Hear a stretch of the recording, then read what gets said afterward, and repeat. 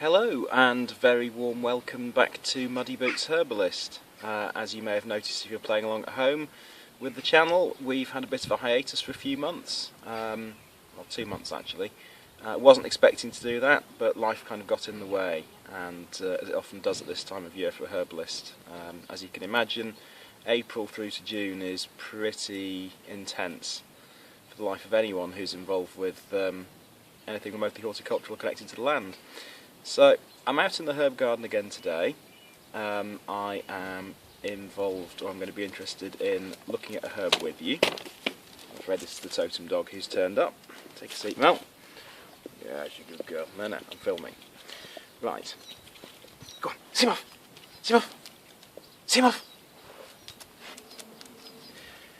If you'll pardon that distraction from my canine friend, who's probably now going to come back again, I'm out here in the herb garden.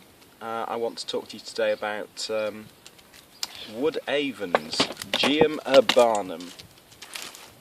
Now, for those of you who don't know, wood avens is a perennial weed that pests many areas of gravel, hard standing, pathways. It looks something like this.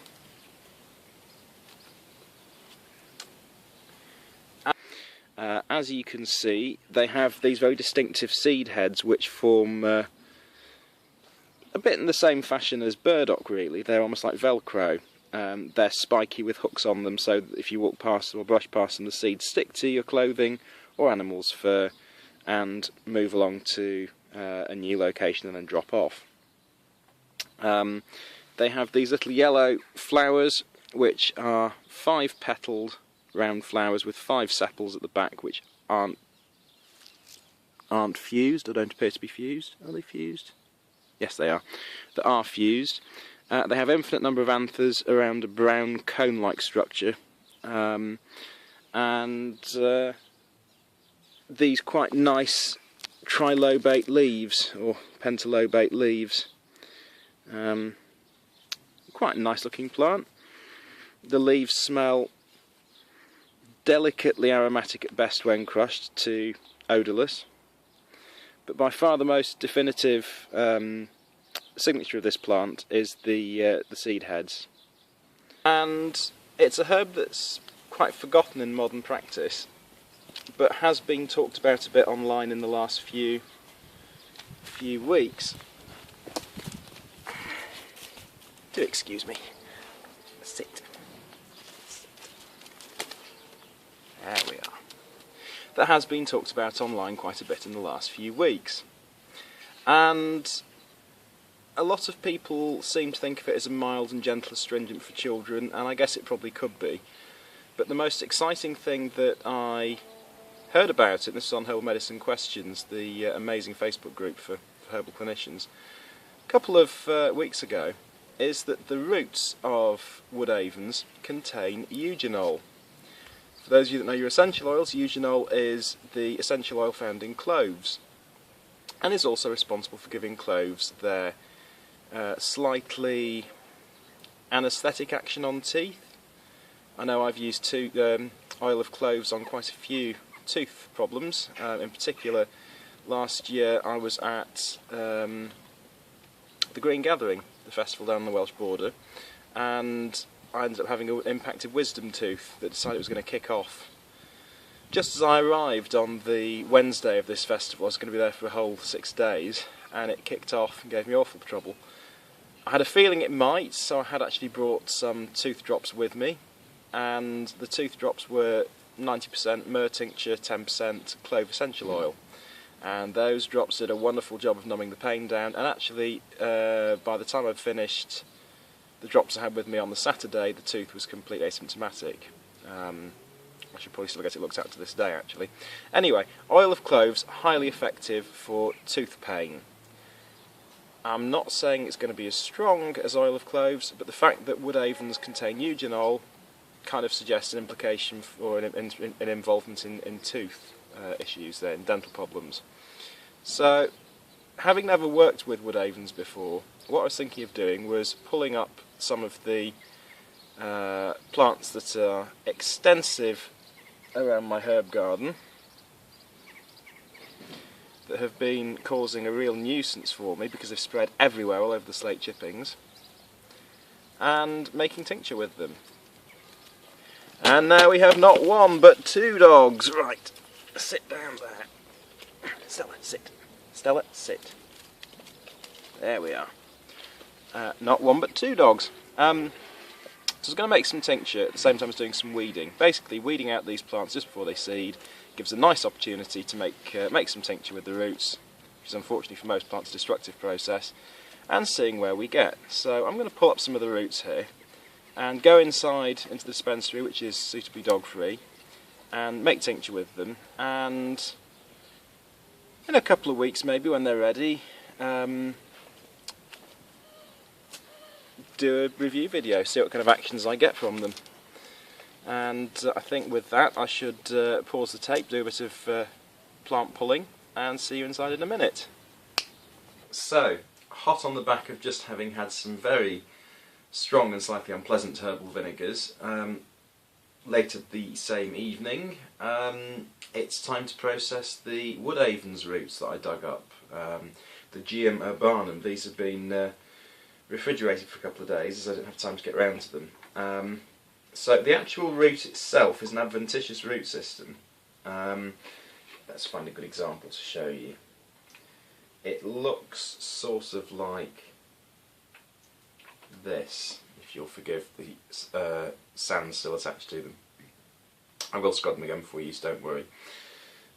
Some of them do have a weak taproot or central root that looks sort of like that, but on the whole they are adventitious root systems.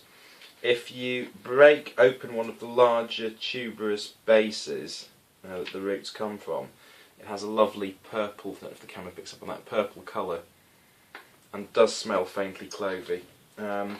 So what I'm going to do is I'm going to scrub these down a bit more, move the camera, and we'll tincture them and see what comes of it. So I've scrubbed a fair few of the roots I gathered earlier. I've not scrubbed all of them, and there's a reason for that. They're an absolute bastard to clean. It's taken me a good 15 minutes to scrub this large handful of roots to what I consider to be sufficient quality.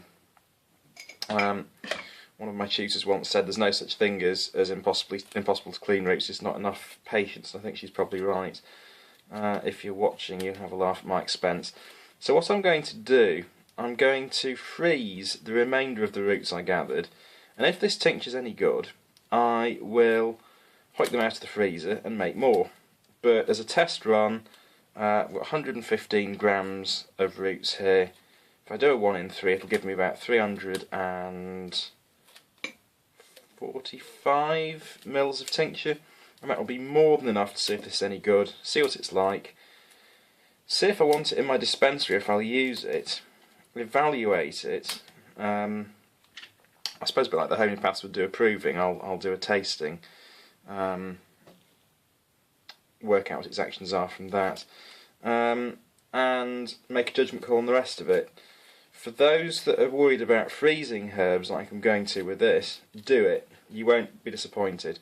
Just like frozen peas and what have you contain so much more vitamins if they're freshly frozen and kept frozen than the dried or tinned variety, so it is with herbs. There's absolutely nothing wrong with freezing herbs for later use. And I've actually frozen elderflower in summer and made fresh elderflower cordial in the winter from it.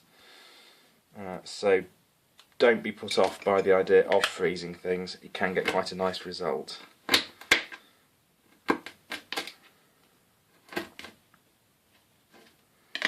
I mentioned earlier about the slightly pink cores to these fibrous rhizomes and roots, and they do have that colour. It's really quite charming, and it's that smells. So whether that's where the eugenol's stored, I don't know. It's not a strongly clovey smell, but it is sort of present.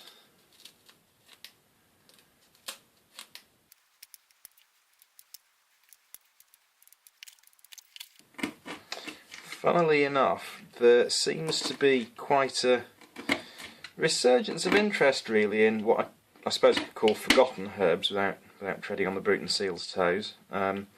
They have a new book out called Forgotten Herbs, actually, which explores this very subject. There seems to be quite a bit of resurgence of interest in the forgotten herbs, because certainly, if like me you make lots of your own medicines, you'll very soon start looking around and thinking, that plant looks medicinal, but I don't know if it is. And you start digging and you find very quickly that actually there are what were once very valuable medicinals that are just going begging for a use.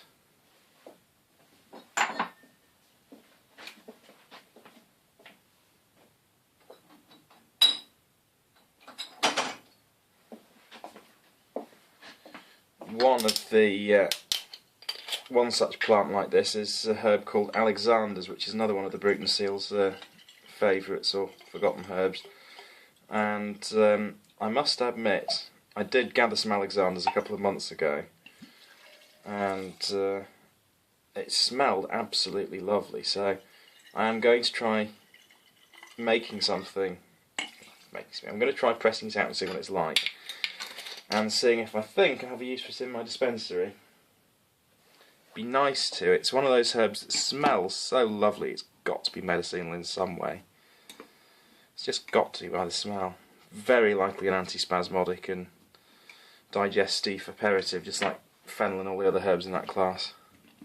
But we shall see. Okay, well that's now tinctured up, and it's a waiting game. I'm sure that you'd like to see this video before the end of summer. So what I'll do is I'll make this two parts. We'll say the first part is the botany and the collecting and the introduction, and I'll do a taste and therapeutics video on this herb when it's had time to macerate in approximately 6 weeks, and I'll very likely also write a monograph on it for future reference. So for now, as we say every time on Muddy Boots Herbalist, will I do wedding? See you later.